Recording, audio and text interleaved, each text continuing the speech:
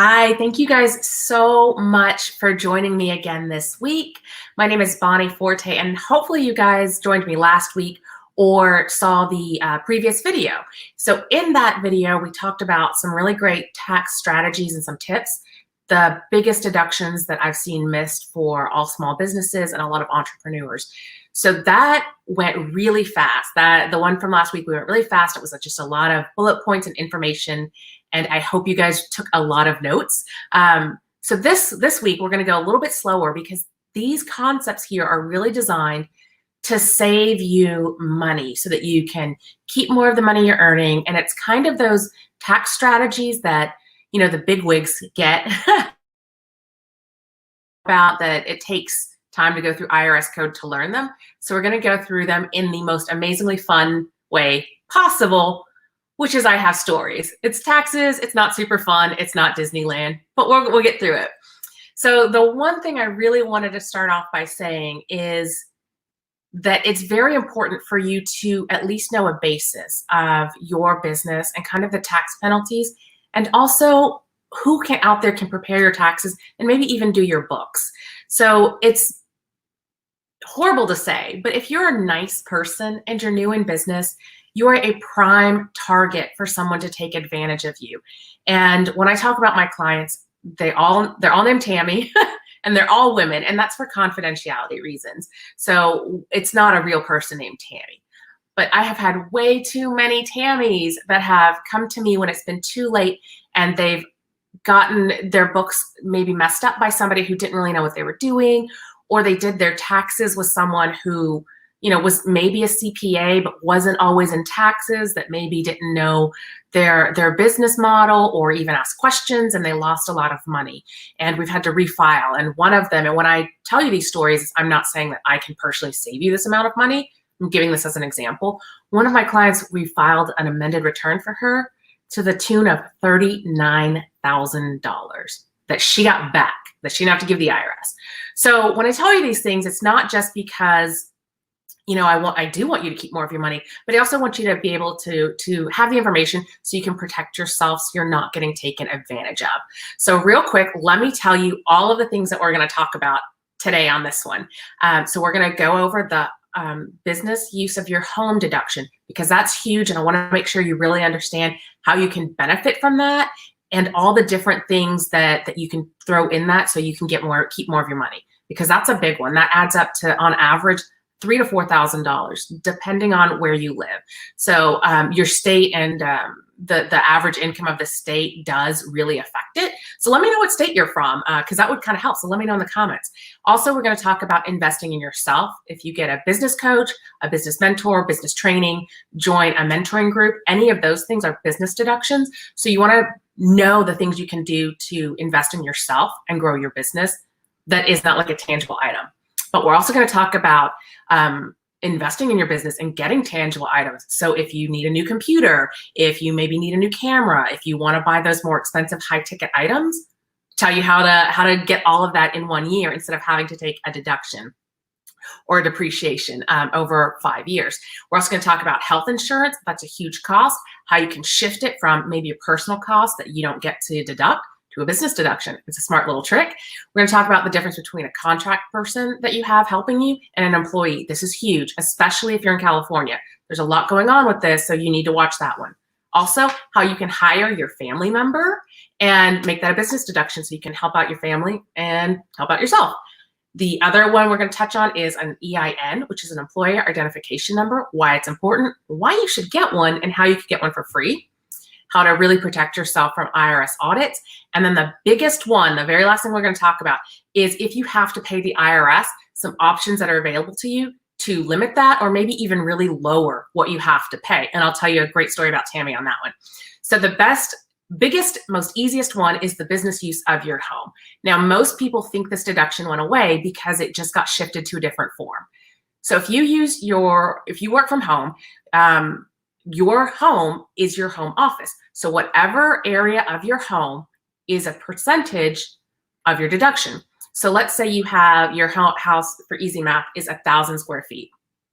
And your office is a 10 by 10 room, which would be 100 square feet. So that's 10% of your house. So 10% of all of your bills for your house are deduction. So if you rent, this is 10% of your rent, 10% of your renter's insurance, 10% of utilities, 10% of water. If you have a housekeeper, 10% of the housekeeper. If you own your home, it's 10% of your mortgage, 10% of your home insurance, 10% of maintenance if you have a yard person come and take care of the yard, 10% on repairs. So if you, like say there's a storm that damages your house, and you have to get your roof repaired, 10% of that could be a business deduction. So it's a huge, huge, huge opportunity to keep a lot of money. So you really want to make sure that if you have that opportunity available, that you're taking that. The other great reason to look at that deduction is, let's say you, and I'll use Tammy in this story, let's say Tammy's getting divorced and Tammy's looking to get an apartment. And all she really needs is maybe an efficiency, a studio. It doesn't have a separate bedroom. So if Tammy goes and gets a studio apartment, there's no separate designated area for the home office. So she would not get that deduction. But if she says, okay, well, I'll just get a 1-bedroom, I'll make the bedroom the office, and then I'll just have the bed in the living room like it was a studio apartment. Then that square footage of the bedroom becomes a deduction. So she can include those things like rent and utilities. So that's more money in her pocket that she gets to keep that maybe she didn't know about. The other thing is, if you're maybe renting and you're renting a 1-bedroom apartment and you would like a 2-bedroom, but you think it's going to be too expensive, if you look at it and, cash flow wise, it's up to you. You can afford a 2-bedroom. That 2nd bedroom, all of the expenses for that percentage become a deduction. So it makes it more affordable in the long run. And it also gives you a place to really set up your business. And if you do live videos or recordings, to set those up and not have to take them up and down and do all those things. So the stress of not having to rearrange furniture every time you want to work is also an added benefit. So it's a big, big deduction. And if you are fortunate enough to own your home, you've paid off your mortgage, you don't have anything of that, you can still take the deduction value of the depreciation for your home.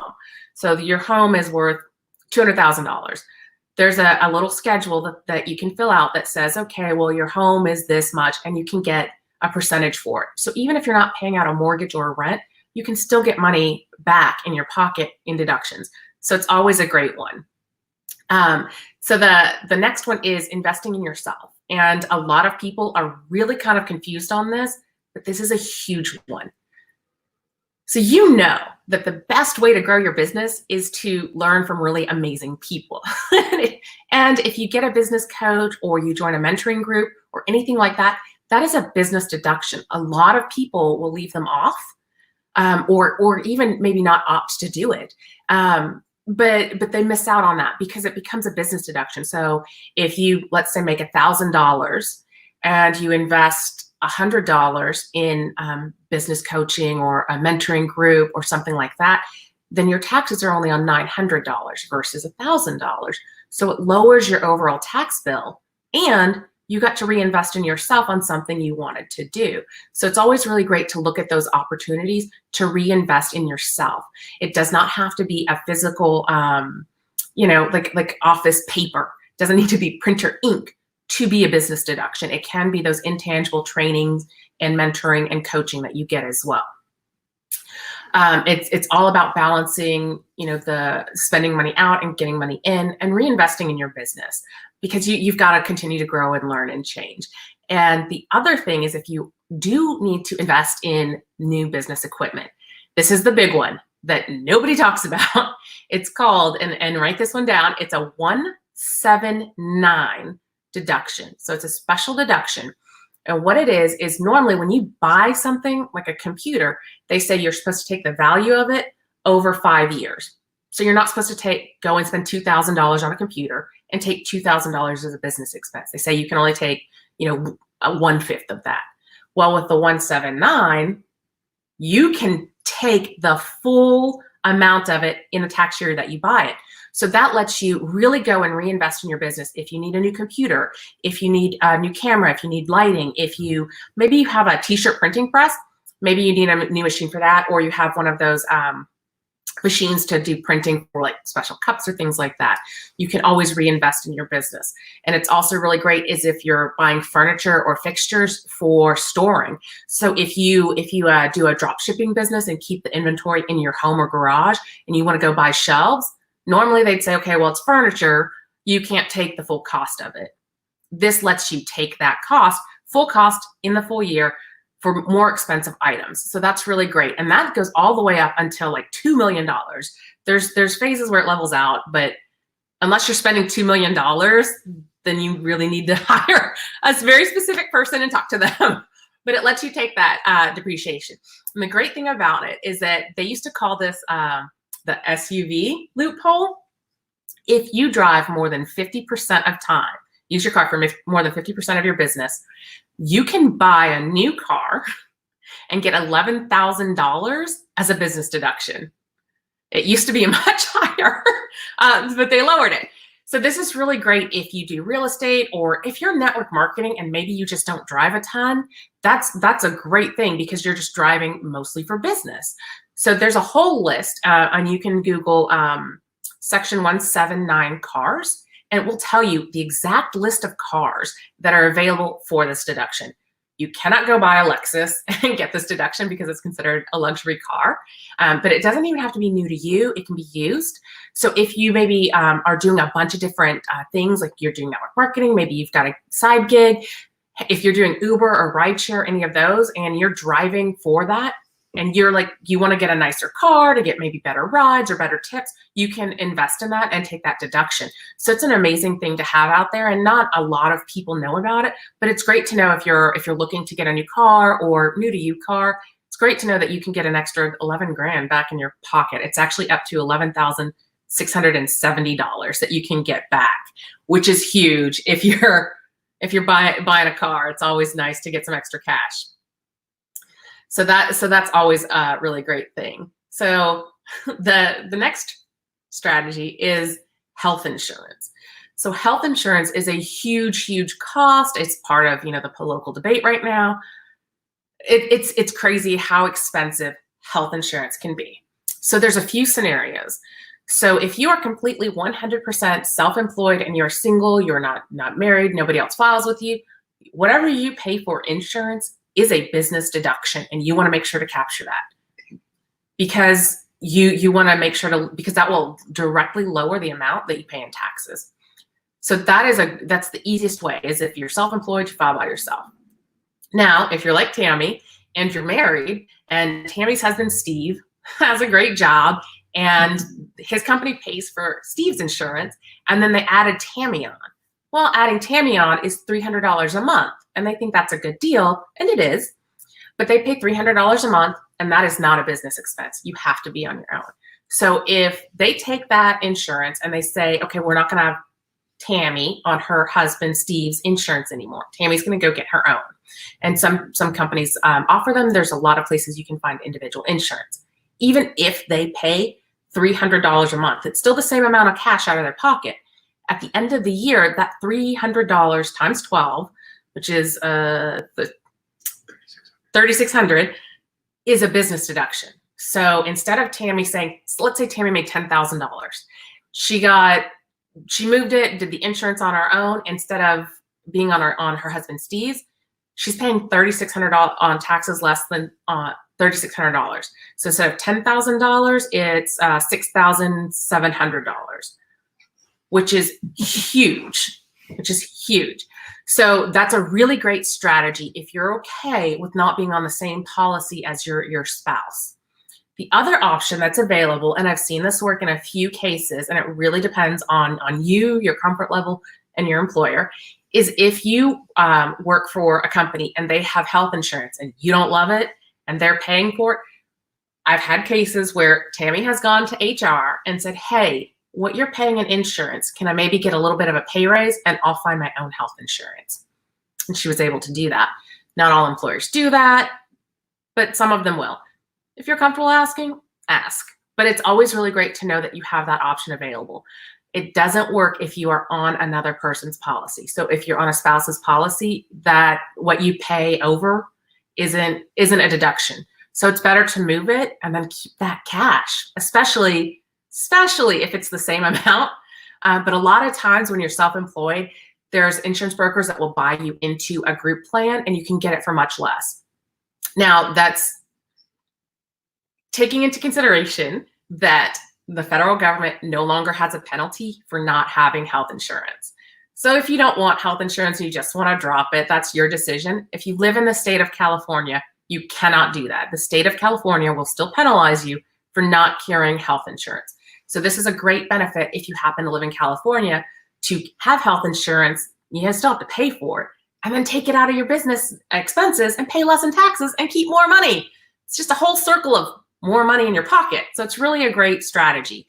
If you have dependents and things that are on your policy as well, talk to your HR if you're thinking about switching. But it's definitely something that's out there to consider to really shift and keep more of your money. The next one is an employee versus a contract person. So a lot of times you may go and hire an assistant or someone to help you out if you're doing like a vendor booth, or maybe you have a big project and you just need extra people. That's a great thing.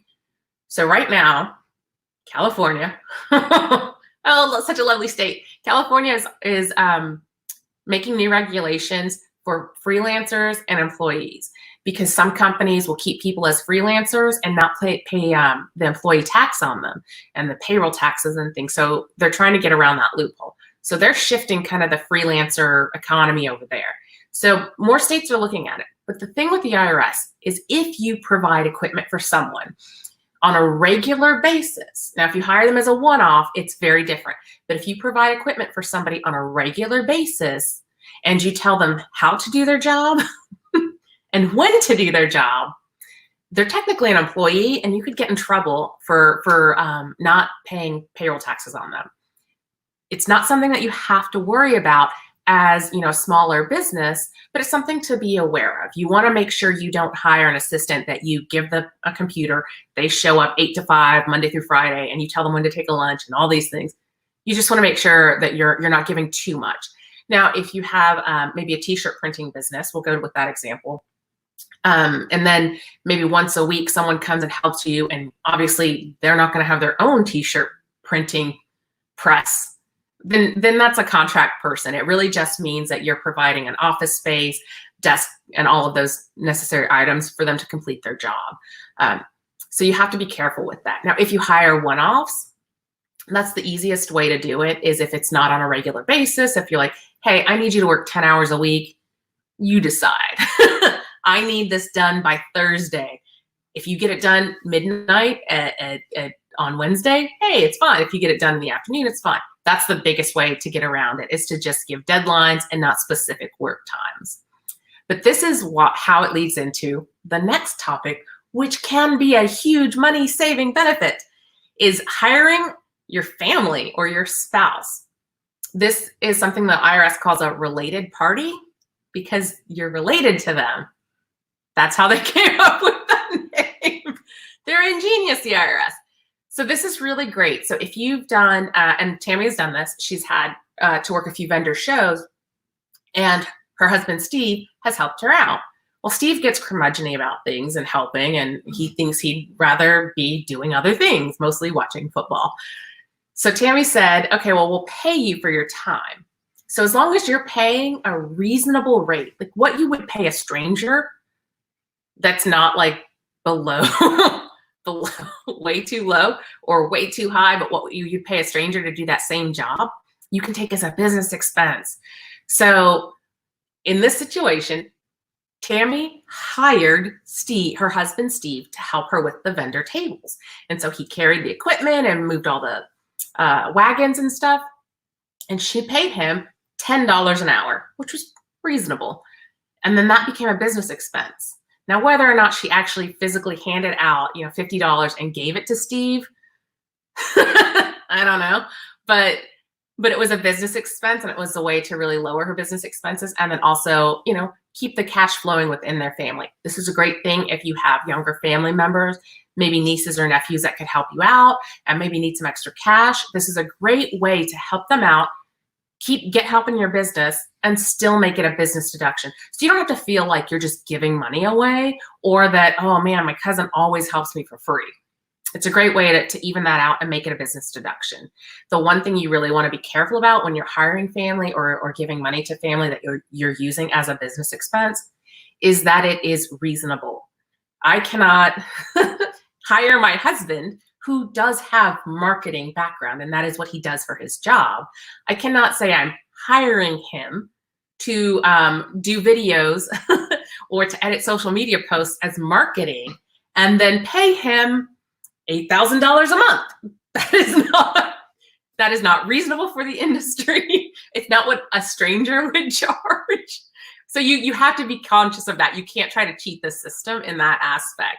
But you can say, you know what, his time is worth maybe $10 an hour. He helps with the business, maybe 10 hours a week. So $100 is what I pay him to do this work. So it's a great way to include your spouse in what you're doing, or a family member in what you're doing. They get cash, you get a benefit, everybody wins. So it's really great. The biggest way to make sure that this is all on the up and up and you're not doing anything strange, and also get even more deductions, is to have an EIN. That's an employer identification number. There are companies that will charge you $150 to get one of these. Do not pay them. You can go to irs.gov and in the top of the search bar, put in EIN, or employer identification number, and it will walk you through the process to get it for free. For free. So they will ask you a few questions. They'll ask for your social security number. They'll ask your business formation. They'll ask what you intend to do, what state you live in, and a few other things. It's very, very simple. If there's a question that pops up in terminology you're not sure about, it's very easily Googleable, easy to Google to find out what it means. But the majority of the time, you are going to be a doing business as, a solopreneur, or in very rare, smaller cases, what's called a disregarded entity. Sounds so mean, but it just means it's a one-person LLC. Like you went and got LLC documents from the state that you live in, and you're the only owner of it. It's a disregarded entity. It sounds really mean, but it's not. But most of the time, you'll be a solopreneur or a single individual, self-employed individual, or doing business as. If you want to do doing business as, the best thing to do is to get an EIN and then go to your state. It's anywhere from $25 to $35 to file a DBA, a doing business as form. And then you can do business as whatever name you want. So don't think you have to like rename your company or pick some crazy cute branding. It doesn't matter. You can always change it. It's best to just use your name. But if you're doing things like vendor shows, or you're giving out forms where you have to fill out your social security number, it is much safer to use an EIN than your social security number. You really don't want that out there on a ton of different things. One of my Tammys, she does singing, which is so great. I don't think I could ever do that. But she goes to different bars all over the city and performs. So her social security number was at different bars all over the city, just there. Like not locked away, nobody knows, anybody could steal it. It's at 30 different places. You don't want to do that. Now, if you're doing vendor shows or things like that, it's also better to just get an EIN. If you are with a network marketing company, a lot of times you can switch your social to an EIN, and that's really great if you do vendor shows or booths or exhibits or any of those things. It's just great to have that EIN. It's an extra layer of protection. And in this day and age, when all of your information is out there, you really want to protect it. And the other really great thing about it is when you have an EIN, you can set up a business bank account. You can set up a business bank account without one at some banks. I wouldn't trust those banks. But even if you don't have an EIN, I highly, highly suggest you just open a new bank account. They're free. It's probably $12 a month. There's a way around the fees, and I'll tell you that in a minute. That you use exclusively for business. The reason that that's important is because it shows that you're separating your personal expenses from your business expenses. And the IRS loves when you do that. So even if you mess everything else up, if you have that, the IRS says, oh, well, you showed good intent for having it separate. So yay. So it's always a really great idea. The other great thing about it is if you have a separate bank account that you use primarily for business, yes, it's great. It's good to go get a business bank account. That's great. If you just use a personal account for your business, exclusively for your business, that's fine too. There's no the IRS doesn't differentiate between that. It just needs to be separate, which is really great. So if you do that with a credit card as well, and you say, you know what, I have an Amex and a MasterCard, and I'm going to use the MasterCard exclusively for all my business stuff, for my business memberships, for my coaching, for my supplies, I'm using the MasterCard. The interest on that credit card is now a business deduction. So if you don't pay that credit card off every month, they charge you interest, and that can be hundreds of dollars. So at the end of the year, it could be thousands of dollars. So if you just separate it on its own card, it doesn't have to be a business card. It just has to be one used exclusively for business. That becomes a business deduction. So that's an extra $1,000 in your pocket, which is great. So, and it's just by shifting it and using it exclusively for business. Now, if you mix them, you can't take that deduction. You can't take the credit card interest as a deduction because it's hard to differentiate between, the percentage of purchases that were personal and the percentages that were business. So you want to keep it separate. Say it's the same thing with banks. So if your bank account, if you're using, it's a personal account, but you're using it exclusively for business, that bank fee becomes a business deduction as well. So that $12 a month or $6 a month becomes a business deduction. There's ways you can get around it depending on the bank that you go with. A lot of them will say if you have a direct deposit in there twice a month, the fee will go away. So you can actually just have a direct deposit from your personal go into your business as you're paying the business $25 a month. Sometimes it gets rid of it, but even if it doesn't, it's a business deduction. So it comes out of what you pay in taxes, which is really, really great. And it gives you a way to really track your stuff. So if you're someone who's just not going to look at it, just bad, you at least know it's all in one spot for business. You know where to find the information. You're not sorting through papers. You're not stressed about it. It's in one spot. So that's super important. So the IRS has penalties if you don't pay them. So one of the ones that is most often missed, unfortunately, is quarterly taxes. You're going to have to pay these if you make a lot of money in your business. If you don't pay them, you just pay a penalty at the end of the year. The problem with this is that very, very recently, within the past 2 weeks, the IRS has said that they are now going to be looking at more people who should be filing quarterly that aren't. I don't know why they're doing this. This is publications they've released. I don't know what they mean from it, but that's what they're doing. So quarterly taxes, when you get your taxes done, if you get them done by a professional tax preparer or a CPA, I think some of the DIY software will do it as well. It'll give you a summary and it'll say, you're supposed to pay X amount of dollars on X amount of day, which is great. If you don't have that, you can go to the irs.gov, search in the little search bar, it says quarterly taxes, and it will say, okay, how much do you think you made? What state do you live in? What's your marital status? Okay, here's an estimate for you. So even if you don't have that other paperwork or you lost it or you're just not sure, you can put it in there and pay it and pay it online. Now, if you don't pay quarterly taxes, it's fine. No one's going to come take your house. No one's going to, the IRS will never call you. They will never ask you for personal information. They will never ask you, tell you ways to pay them. They will never say, go get a gift card or a credit card or wire transfers. They'll never suggest to you how to pay them. They will literally just say, here's your bill. You figure it out. So that's a good way to see for fraud. But if you do have taxes and penalties that are due, there are a few options for you, especially coming in, since we're in the middle of tax season now, and maybe you haven't done your taxes because you're afraid you're going to owe. So the IRS has payment plans. So you can apply. I think the fee is $150 to set up a payment plan with the IRS. And the IRS can only collect on debt for 10 years. So I have had clients where we have set up larger bills that they paid over 5 years. The standard is about 6 months, but you can always set up a payment plan. And if the fee is too high, there are ways to apply to get that fee removed so that you can just get the payment plan without the application process. But the big kicker is if you already have a huge tax bill or you have one this year, there's a super secret thing that nobody knows about, nobody talks about, and that those TV commercials for tax liens charge you thousands of dollars to tell you. An offer in compromise.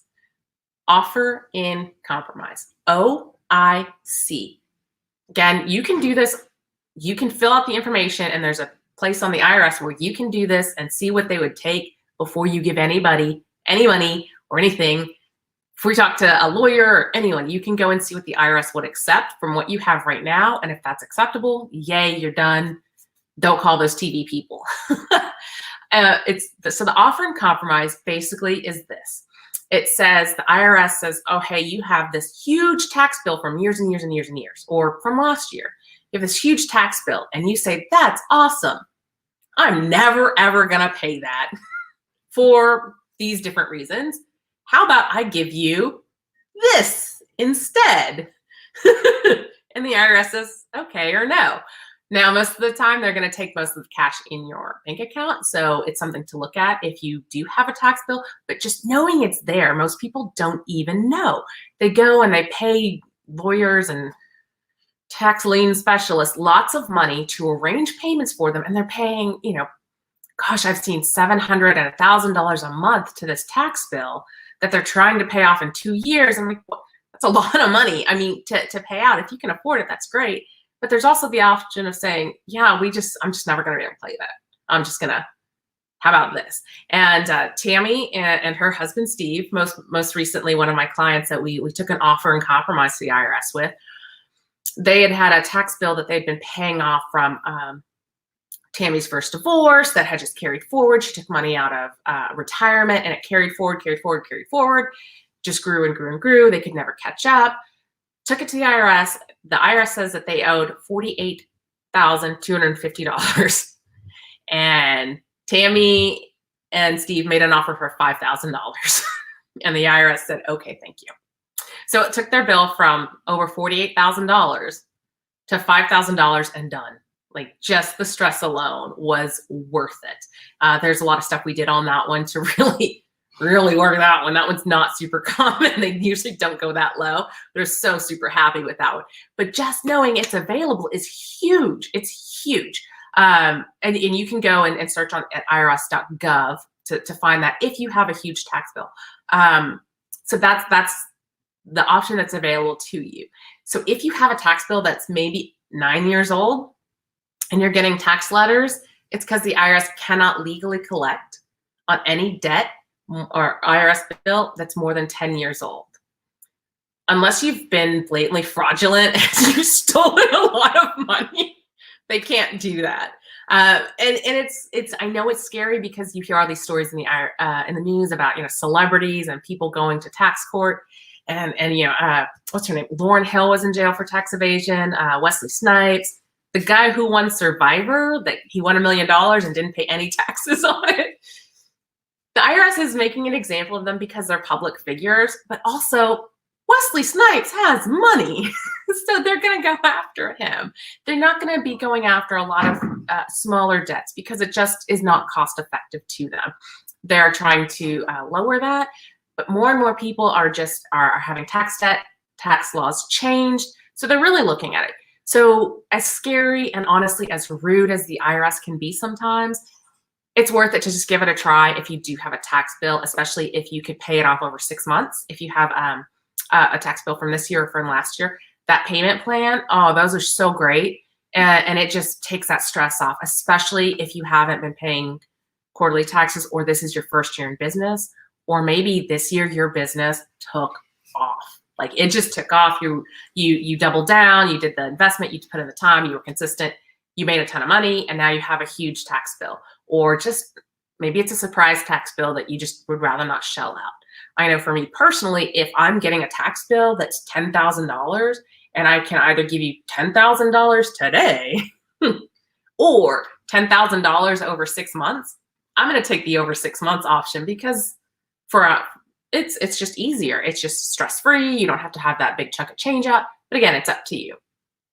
So those are the biggest ways that you can save money by just kind of planning for your taxes.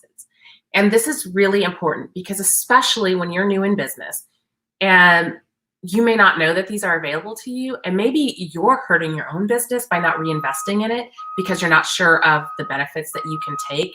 The other really, really important thing, and this is super important, and I stress it so much, especially to women, because as women, we want to be nice, we want to be kind, we want to be considerate. There's a garbage truck coming, so I'm going to have to talk a little louder. But there is no record of proof of what a tax preparer has done. So there's no, like if you are a lawyer or you're a CPA, you have passed a test, you have done certain classes, you're board certified, you're state certified, CPA is a state designation. There's nothing that a tax preparer or a bookkeeper needs to do. I have seen ads that have said, hey, pay me $500 and I'll teach you how to do taxes and then you can charge thousands. So these people may not know what they're doing when you're getting your taxes prepared. If you are going to somewhere that's a box store, and I hate to name names, but H&R Block, Liberty Tax, place Jackson Hewitt is one.